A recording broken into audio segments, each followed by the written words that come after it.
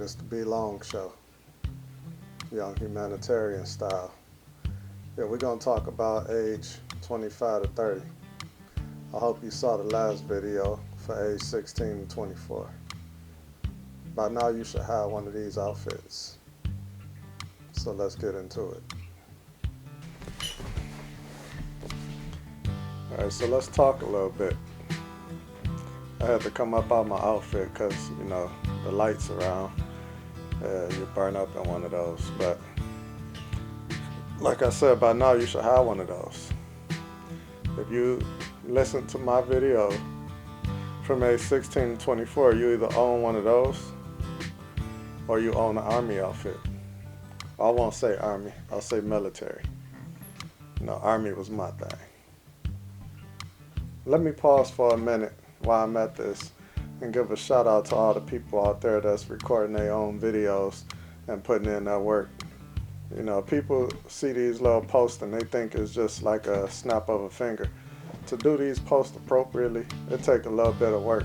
You have to make sure your lighting right. You got to make sure your camera right. You got to make sure your sound right. You even got to go back after you finish and run your stuff through a program and make sure that that's set up right, and add your additional intro, outro, and your transitions and all of that stuff. So I just wanted to stop for a minute and give a shout out to all the people out there putting in work. Alright, so let's get back to this thing here. So if you did what I told you to do, you well on your way in life. Even if you started a little late, you well on your way in life. Even if you don't have one of those outfits I started with, you well on your way in your life if you're on your way to getting that outfit. That outfit ain't that hard to get. It just takes a little bit of dedication. And if you follow what I told you to follow, you won't owe too much at the end of the day once you get that outfit. And so today we're going to talk about age 25 to 30.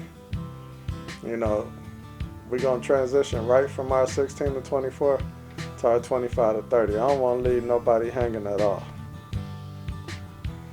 The first thing I want to touch on is setting yourself boundaries and rules now. From 16 to 24, the reason I didn't say set boundaries and rules is because some things get bored in life, some things aren't understood in life, and it's a lot of stuff we have to learn. And we also have to develop a little bit more within our own cerebral hemispheres. We have to develop in order to be able to even uphold rules and boundaries. So when we put these rules and boundaries out now, all these things do is to protect you. They set you up for that time that you're going to be drunk and a bad decision can be made. They set you up for that time where you let your hormones get the best of you and a bad decision can be made. You set yourself up for when you want to go and hang out and maybe gamble or whatever it might be. You set yourself up to be successful in that situation. And then another thing is work.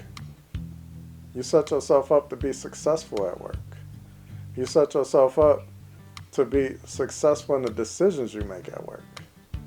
Because if you don't take care of these things when you at this age, then you won't be successful because you're not following what you need to be following. You don't have any rules or boundaries, so you operating on the fly. You got to set those rules and boundaries up so that when these different things happen, you already prepared for them because you already have a set mind state that, no, this is not going to happen, or I'm going to do this when this occurs.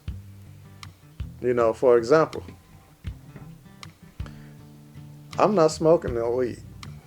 I don't care how many people around me smoke weed, think it's cool.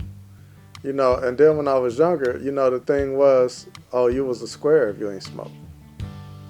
But guess what? I was never a square because I didn't even have to say I didn't smoke half the time. Half the time when somebody new came around and they tried to pass me the blunt or the weed or any of that, somebody else there already told, oh, cuz don't smoke. No, Mick don't blow. Because they already knew, because I already done set that standard and let everybody know I'm not smoking. I'm good on that. And then the other thing is I have my rules and boundaries, so I already knew that these things can happen when new people come around and some of them think they tough or any of that type of stuff. I'm already prepared for it. So when these new people came around or something went on with trying to pass it to me or asking, do I smoke? I was already ready. And I already got the straight face. I could be laughing, acting a fool, and doing everything else that day. But when they passed me or went to hand me the blunt or joint or whatever, I'm like, no, I'm straight. And so they already know. And so then if some of them gave me that look, I gave that look back. Because you're not going to make me do nothing and you ain't going to say nothing about me. You know, and then on top of that, you know, I know everybody, you know, not ready to throw down or any of that type of stuff. But the thing is, sometimes if you got to just get up and walk away. If you at somebody's place, because if you don't smoke, you shouldn't be at your place. So if you visiting somebody and that's the tip they on, you know, and they company trying to pass you something and you ain't with it, and they don't step in and intervene in that whole situation, you shouldn't be there anyway. Because first of all, you probably shouldn't even have to say that you don't smoke. But second of all, you should have, when you said you don't smoke, that person should have respected that. And if they didn't respect it, whoever you was there visiting, whoever's place you was at, they should have demanded the respect from that point on. For you and anybody else that's visiting at their place. You know, so you got to pay attention to where you at, what you doing, how you doing it. Rules and boundaries. You got to set them. Then that other thing, this just transitioned right into my next subject, fads and following. By now, you should have seen quite a few fads pass you. Quite a few fads come and go. So that should have put you in a mind state of don't try to do everything that you see come about. I mean, I done seen polka dots, overalls, ripped up jeans, different colored jeans, baggy jeans, tight jeans. We went through all this.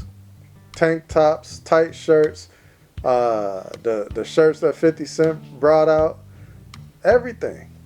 Tennis skirts, Daisy Dukes, butt shorts, now they wearing spandex. Think about it. All these different fads just they come and go. They come and go. Big old fake gold ropes that people still think that the rope was real when it's just gold plated. You know, it's so many different things. They come and go, come and go, come and go, come and go. So at this age, you should be seeing some of that by now. From the age 25 to 30, you should have seen quite a few fads happen. And following people, you got to be an idiot to follow another person.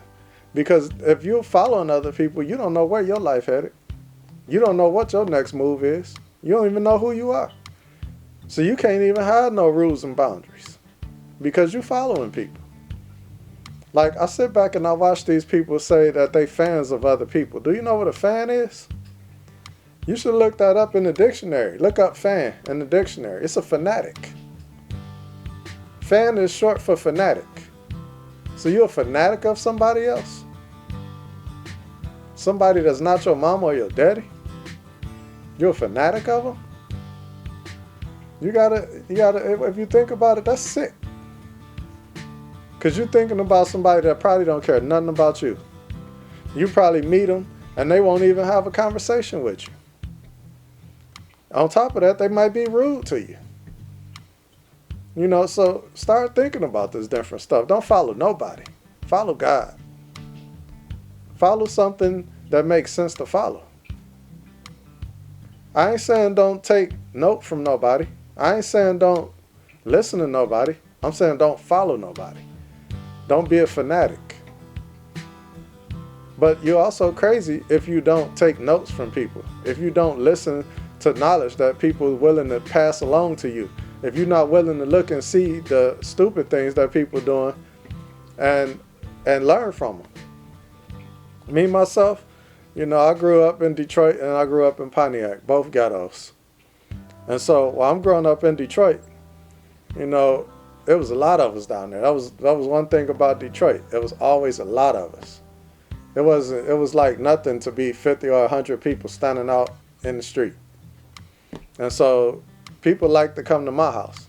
I had the video game I brought out on the porch, and in Detroit you got those porches where rain can't get on them and all that stuff if you had a decent home.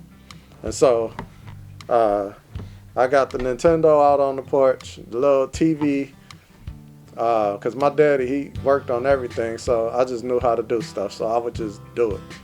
The basketball was in the street in front of my house because I put it up on the tree, put a basketball rim up there until we jumped on that so much that we tore it up. Then we cut the bottom off a crate and put the crate up there. So I did that type of stuff. And so, growing up down there, it's easy to follow people because you see these big groups of people around, and whoever is like the people that they surrounding, everybody like to kind of follow. And so me and my little brother, we was a couple people that people followed, but the thing about it is we was always involved in church. So we always knew God. And so we never took advantage of them people, but more so tried to teach them. And that's like one thing about me is that I don't deal with bullies. If I see somebody bullying somebody, I put it at somebody close to me. And now when the bully comes, they got to deal with me. That was one of my rules and boundaries. Something that you should set up for yourself. And I wasn't following nobody because wasn't nobody else doing that.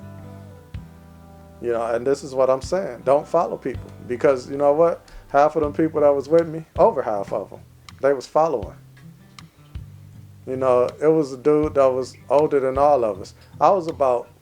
At one point I was about 13, and there was this guy came over my house every day. He was 25 years old. You tell me how ridiculous that is. And then he didn't wear underwear, and he was messing around with the girls my age. So what you think that made him to me? And I said, I'll never be like him.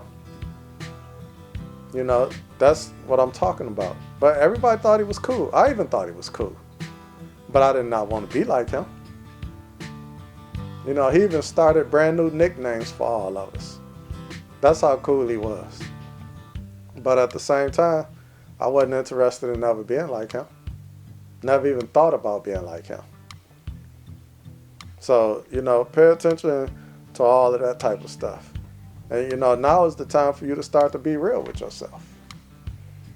You starting to know who you are. You know what you're capable of. You know what you can do. You know where your feelings get hurt at. You know where you feel better at. What strengthens you. What makes you feel better about yourself. So now it's time to start paying attention to that.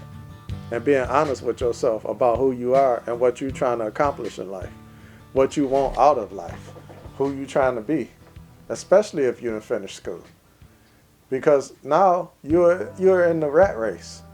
And you're competing with all the other rats out there. And I don't mean rats in a negative manner in this case. I mean all of these different people that's searching for a career, planning on building something for themselves and retiring one day. You're in that race now. So now you need to really focus on who are you and setting your rules and boundaries.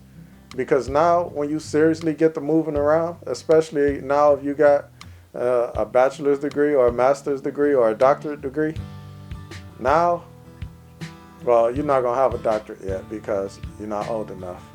But when you start using these degrees now, You need to be real with yourself in order to make decisions on what's your next move in life. Now you need to start focusing onto your career.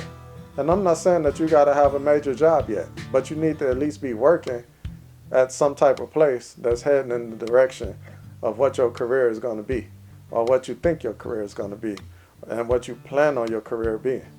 You need to start heading in that direction. And people always crack jokes about the fast food restaurants, but if you think about it, them billion-dollar corporations. So if you're in the food business, there's nothing wrong with working at a restaurant. If you're in the business field, there's nothing wrong with working at a restaurant, because those restaurants are going to teach you how to budget. They're going to teach you how to handle your finances. It's going to teach you how to deal with people. It's going to teach you how to deal with people that don't want to work. It's going to teach you how to deal with people that don't know how to work. It'll teach you how to build other people. It'll teach you a whole lot of different things, but you got to be in the game in order to understand what it can teach you. Because you can't waste your time and not learn anything and just be there trying to make money. Every situation and every step you make ain't about the dollar you're going to get. A lot of times it's about you developing here. This has to develop before you can make real money. If you don't get your mind right, if you don't set some rules and boundaries and not be a follower, and learn how to watch and pick up and use the information that goes into your optic nerve, until you learn how to do that type of stuff, you ain't ready. And there's always going to be a rat that run right past you and get the cheese. You ain't going to get the cheese, because you'll always be a step behind, because you ain't set yourself up the right way. The part about it is, now here go some key values I'm going to read to you real quick. Some key values to set up. One is your courage. You got to build courage. You can't be scared because of authority. You can't be scared because of the chain of command. It's still people my age that's scared to call in to work, and actually are really sick. You got to build your courage. You got to build your courage to be able to stand up to your coworkers, to your peers, and you got to do it logically. So that's my next one, is intelligence. When you using your courage, you have to use it intelligently, not foolishly. Nobody ever needs to yell and get rowdy. The only people that need to yell and get rowdy, those are like coaches and referees and things like that. You get your point across much farther when people respect you. And you get respect by talking respectful and intelligently. Number 3 is accountability. Hold yourself accountable for the mistakes you make, because you're going to make mistakes. We all going to make mistakes. We're going to continue to make mistakes, but you need to hold yourself accountable. Now, am I saying that everything you do, you need to go run and tell on yourself? And you need to tell everybody that you made that mistake? No, I'm not saying that. I'm saying that you need to be real with yourself and hold yourself accountable. When you make a mistake and hold yourself accountable, you learn from that. You grow from that. You build from that. That experience teaches you and strengthens you. You can't strengthen yourself if you don't hold yourself accountable. You can't act like you all of that and make an excuse up for everything that you do that ain't 100. So pay attention to that. And number 4, going into that goes right back to holding yourself accountable. It's called loyalty.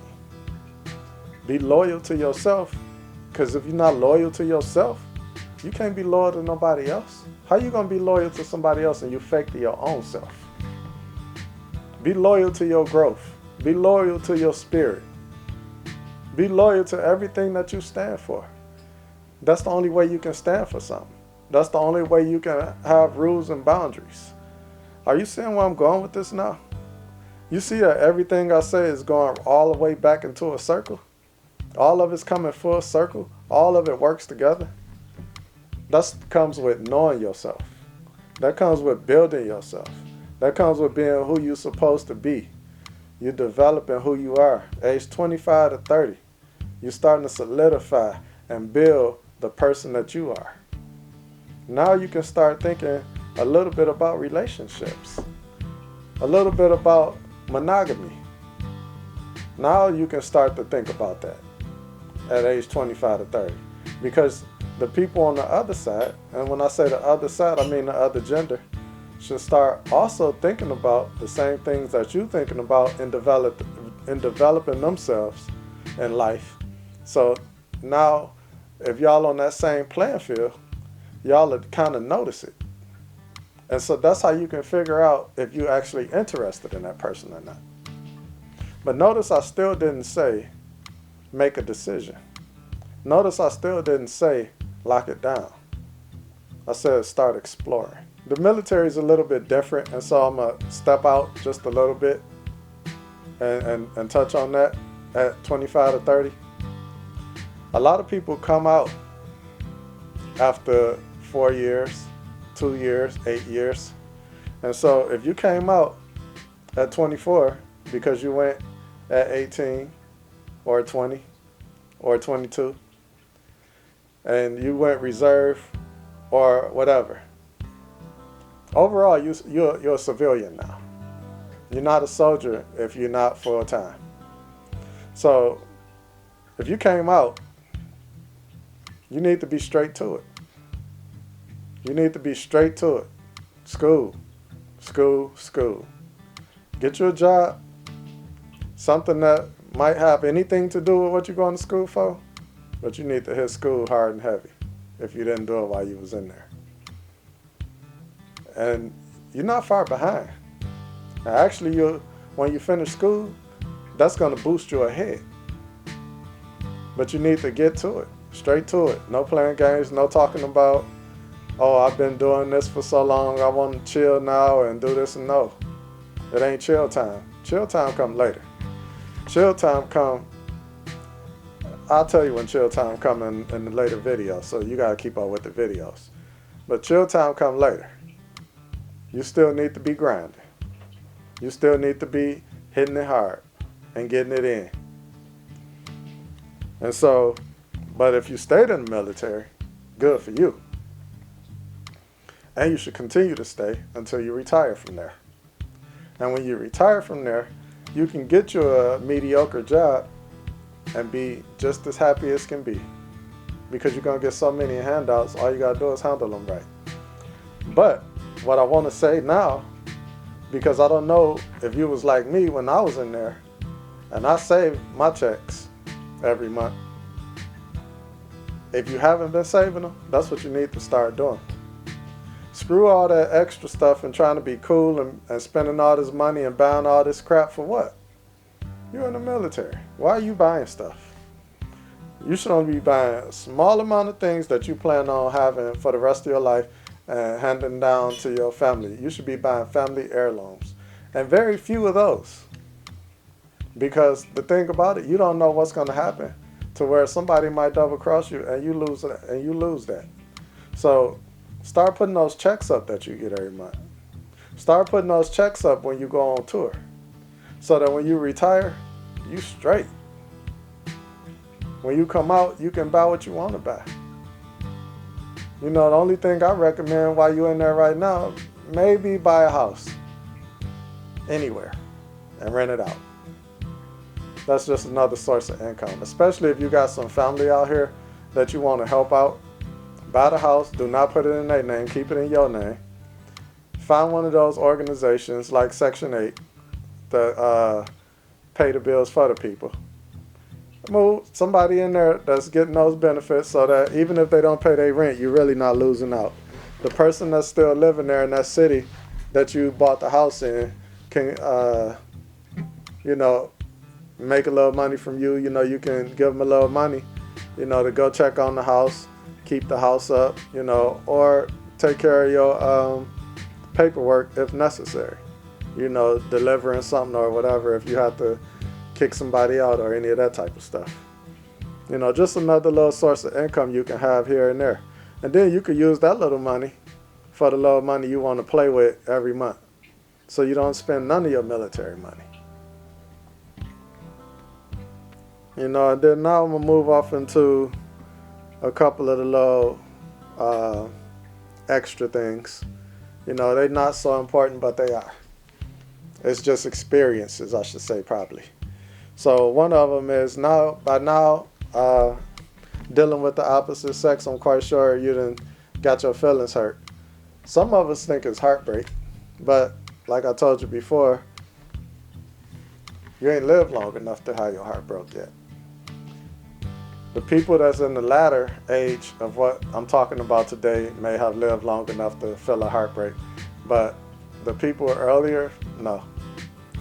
And so you lived long enough to feel that. So now you should have a sense about how to deal with it. You should know now you don't have to hurt nobody because your feelings got hurt. You shouldn't go and do something stupid because your feelings got hurt, like killing yourself or hurting yourself. You shouldn't go and be mean to somebody else because your feelings got hurt. Now you should know to walk away. You should know that if you let a little bit of time flow, that you're going to be okay. You know, this is the age where now you can start, that's why I told you can start exploring a little bit. Because now you know you can't just put your hands on people or resort to violence or screaming or damaging property or running off or, you know, going off to yourself. You should know that now. And if you don't know that by now you should get a counselor.